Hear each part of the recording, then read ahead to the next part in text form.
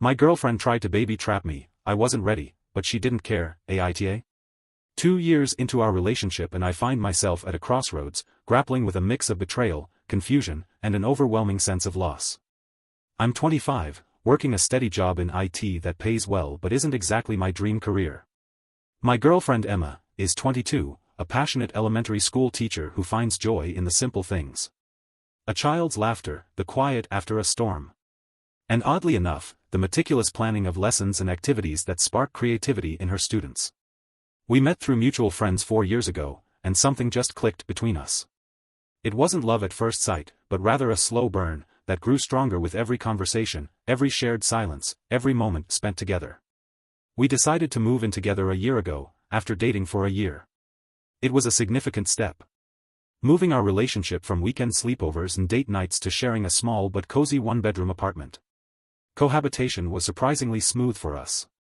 We adapted to each other's habits and quirks with ease, finding comfort in the mundane tasks of daily life, cooking dinner together, binge-watching our favorite shows, and the occasional bickering over who forgot to buy milk. Despite the typical ups and downs of any relationship, we had no constant issues or arguments. We were content. Happy even. In our little bubble. From the beginning, we were always careful about contraception. We agreed on using condoms, understanding that neither of us was ready for the responsibility of a child. Our careers were just starting, our financial situation was stable but not ideal, and our living space was hardly sufficient for 2, let alone 3. As time passed however, we grew more comfortable with each other and, admittedly, more careless.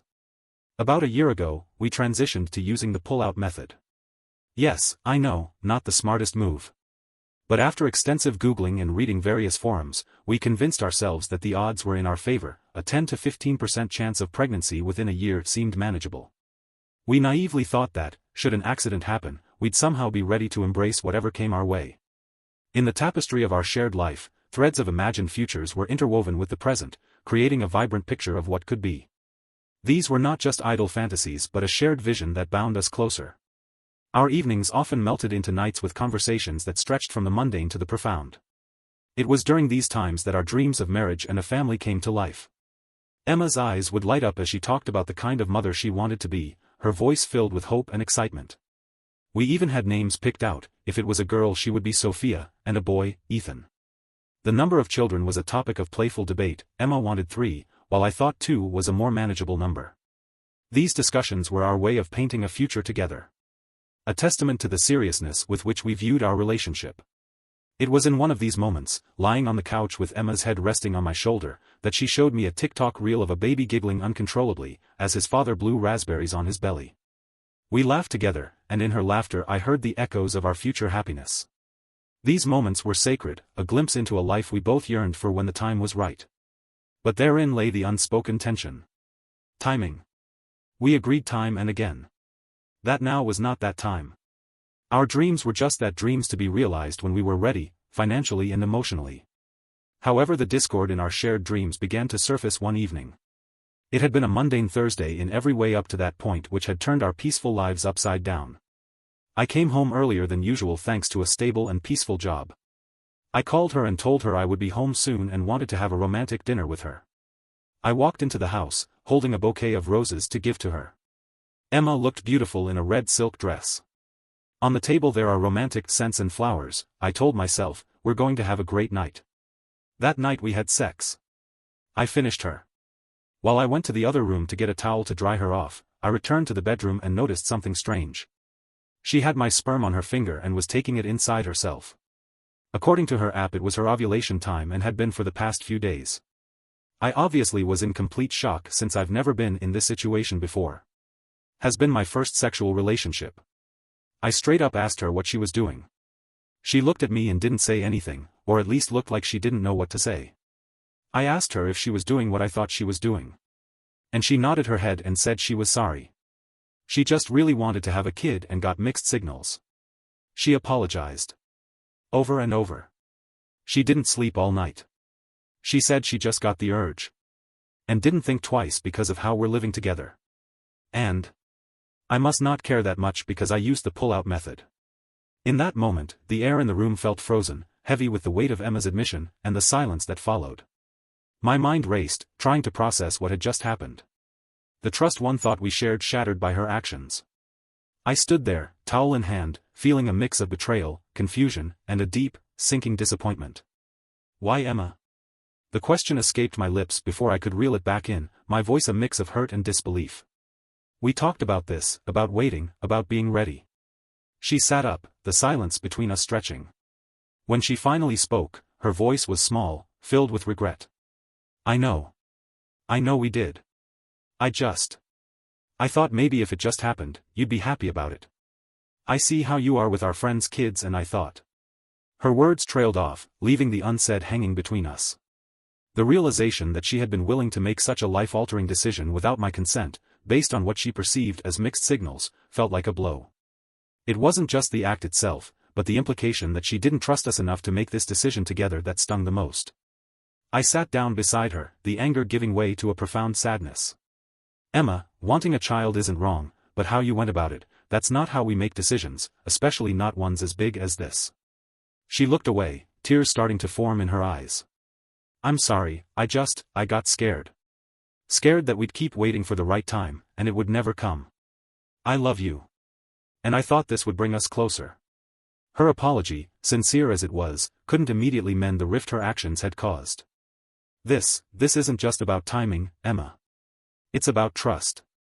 And right now, I don't know if I can trust you, I said, the words heavy in my mouth. We sat in silence, the gravity of the situation settling around us. The night that was supposed to be a celebration of us had turned into a crossroads for our relationship.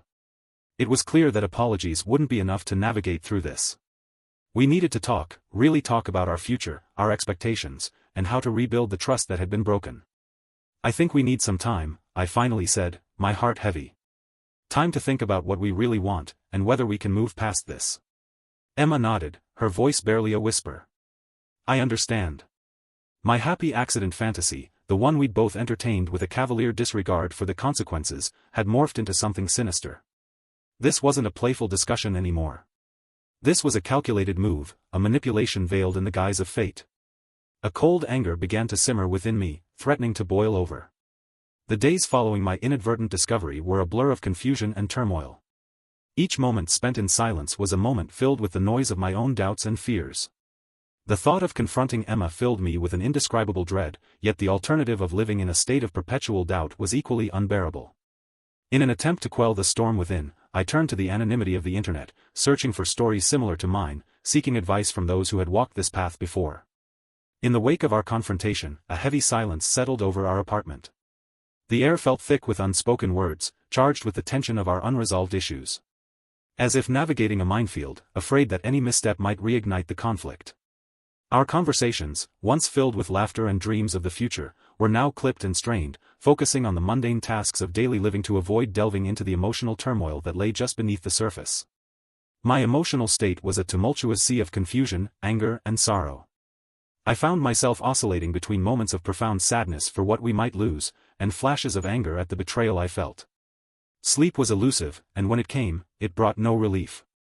Only dreams that replayed our confrontation in endless loops. Seeking solace, I reached out to friends and family, each conversation a lifeline thrown into the swirling waters of my despair. My best friend Mark listened with a sympathetic ear, offering the kind of blunt advice that only a lifelong friend could. You need to think about what's best for you, he said. A reminder that my well-being was paramount. His words, though harsh, were a balm to my wounded heart, a reminder that I was not alone. My sister, on the other hand, offered a different perspective. People make mistakes, she reminded me, her voice gentle. What matters is how they try to fix them. Her advice spoke to the part of me that still clung to the love Emma and I shared, suggesting that forgiveness, though difficult, might lead to healing. Amidst these conflicting voices, I sought professional guidance, hoping a counselor could offer the impartial advice I so desperately needed. Dr. Harris, with her calm demeanor and thoughtful questions, provided a safe space to explore my feelings.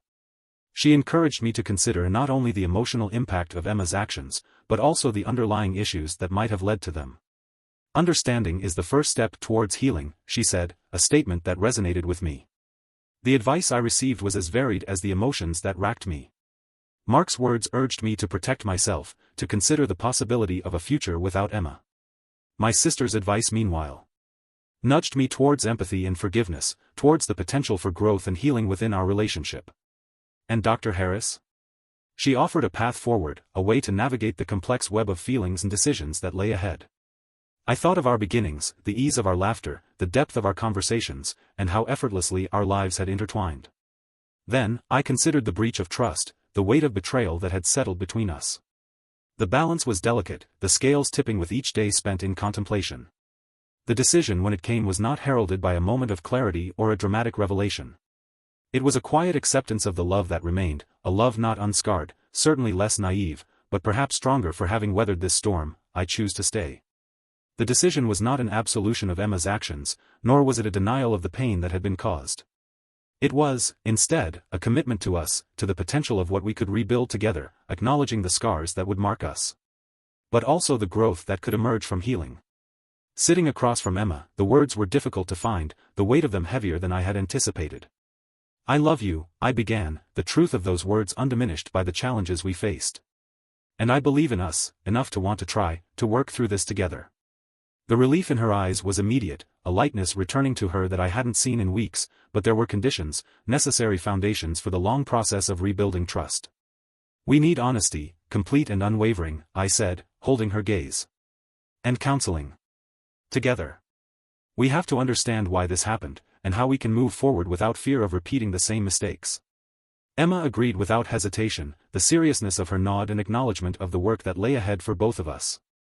The road to healing would be long, marked by moments of doubt, fear, and perhaps even regression. But the decision to face that road together was a testament to the resilience of our love. We learned to communicate in ways we never had before, expressing our fears, our hopes, and our needs without the shadows of doubt that had plagued us. Emma's actions, once the source of my deepest pain, became a testament to her commitment to change, to prove that our relationship was worth the effort. But the journey was not without its setbacks. There were days when the hurt resurfaced with a vengeance, days when the chasm between us seemed insurmountable. On those days, the decision to stay felt like a Herculean effort. A test of my capacity for forgiveness. Yet, as the weeks turned into months, the foundation we were building became stronger, more resilient. The love that had once felt fragile, threatened by deceit, began to flourish again, tempered by the trials we had faced. Deciding to stay with Emma was a decision to embrace the complexities of love, to acknowledge that perfection is an illusion, and that growth often comes from the most unexpected and challenging circumstances. It was a commitment to not only forgive but to understand, to not only love but to choose love, even when the path was difficult. The consequences of my decision were profound, affecting every aspect of our lives. We emerged from the experience changed, not just as individuals but as a couple. The trust that had been shattered was slowly being rebuilt, piece by painstaking piece. Our relationship, once defined by what had been lost, was now marked by what we were striving to regain. In choosing to stay, I chose the uncertainty of the future over the certainty of the past. It was a leap of faith, a belief in the power of love and forgiveness. Emma and I, once on the brink of separation, now stood together, facing whatever the future might hold, united by a renewed commitment to each other, and to the values that had guided me to my decision. This decision, born from the deepest emotional turmoil, was my testament to the enduring power of love, a love that had been tested, but emerged stronger. More resilient. It was a choice not just for the present, but for the future we hoped to build together. A future where honesty, trust, and love were not just ideals, but the very foundation of our life together. Thank you for watching. For more videos like this, remember to like and subscribe.